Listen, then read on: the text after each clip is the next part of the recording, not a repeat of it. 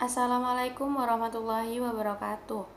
Perkenalkan, kami dari kelompok 4 yang beranggotakan saya, Sofia Rizkiatul Aisyah, bersama rekan saya, Nailil Muna, akan mempresentasikan tentang perancangan produk.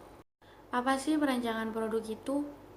Desain atau rancangan adalah bentuk suatu rencana. Dalam hal ini dapat berupa proposal, gambar, model, atau deskripsi guna untuk menghasilkan sebuah objek, sistem, komponen, atau struktur. Jadi, perancangan produk bisa dikatakan sebagai bentuk suatu rencana untuk menciptakan suatu produk, baik dalam bentuk proposal, gambar, atau dan lain sebagainya. Ada tahapan dalam perancangan produk. Yang pertama, functional design, yang kedua, industrial design, yang ketiga, design for manufacturability. Yang pertama, functional design. Tujuan utama desain fungsional adalah untuk mengembangkan suatu model fungsional yang aktif dari suatu produk, tanpa memandang apakah akan berakhir seperti apa. Industrial design merancang untuk keindahan dan untuk pemakai akhir, biasanya dimasukkan dalam industrial design. Design for manufacturability. Dalam memasukkan fungsional desain produk ke dalam produk yang manufacturable, perancang harus mempertimbangkan banyak aspek. Mereka dapat menggunakan berbagai metode dan alternatif bahan baku untuk membuat produk. Fase-fase dalam proses perancangan produk ada dua. Yang pertama, langkah pra-perancangan yang memiliki 2 poin, yaitu penetapan asumsi perancangan dan orientasi produk yang meliputi analisa kekayaan produk, uraian kegiatan perancangan produk, jaringan kerja perancangan produk, perhitungan maju dan mundur waktu kegiatan, penentuan jalur kritis, serta perhitungan waktu penyelesaian proyek. Yang kedua, langkah perancangan produk memiliki 5 fase. Yang pertama, fase informasi. Fase ini bertujuan untuk memahami seluruh aspek yang berkaitan dengan produk yang hendak dikembangkan dengan cara mengumpulkan informasi-informasi yang dibutuhkan secara akurat. Informasi-informasi yang dibutuhkan antara lain gambar produk awal dan spesifikasi, kriteria keinginan konsumen terhadap produk, kriteria kepentingan relatif konsumen, kriteria manufaktur yang mencakup diagram, mekanisme pembuatan dan struktur fungsi, kriteria buying, serta kriteria finance produk awal. Yang kedua, fase kreatif. Fase ini bertujuan untuk menampilkan alternatif yang dapat memenuhi fungsi yang dibutuhkan.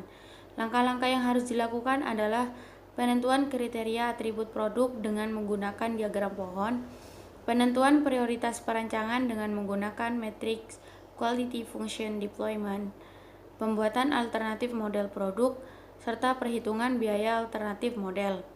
Yang ketiga, fase analisa. Fase ini bertujuan untuk menganalisa alternatif-alternatif yang dihasilkan pada fase kreatif dan memberikan rekomendasi terhadap alternatif-alternatif terbaik.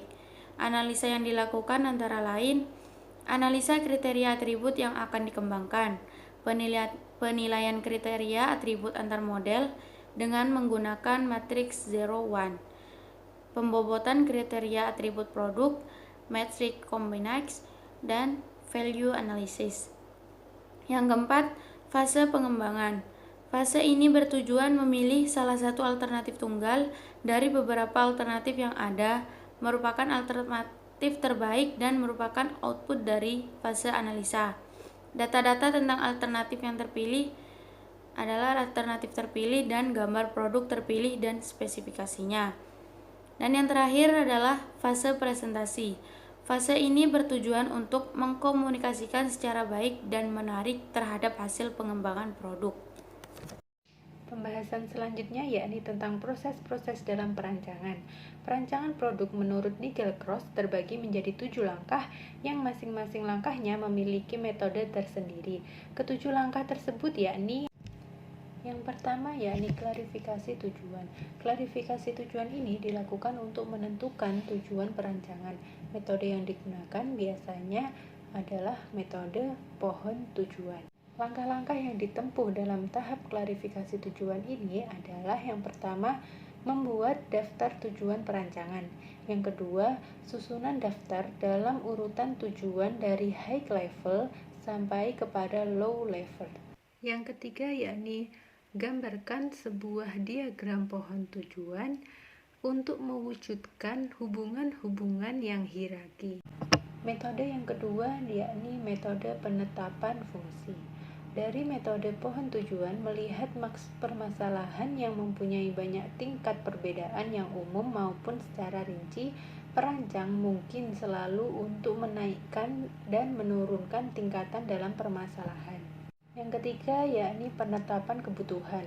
Langkah ini bertujuan untuk membuat spesifikasi pembuatan yang akurat bagi desain atau rancangan. Metode yang keempat yakni penentuan karakteristik atau quality function deployment, yang artinya suatu cara untuk meningkatkan kualitas barang dan jasa dengan memahami kebutuhan dari konsumen yang kemudian menghubungkannya dengan ketentuan teknis untuk menghasilkan suatu barang dan jasa pada setiap tahap pembuatan barang dan jasa yang dihasilkan. Yang kelima yakni pembangkitan alternatif. Pembangkitan alternatif merupakan suatu proses perancangan yang berguna untuk membangkitkan alternatif yang dapat mencapai solusi terhadap permasalahan perancangan. Metode yang biasa dipakai adalah metode morphological card. Yang keenam yakni evaluasi alternatif.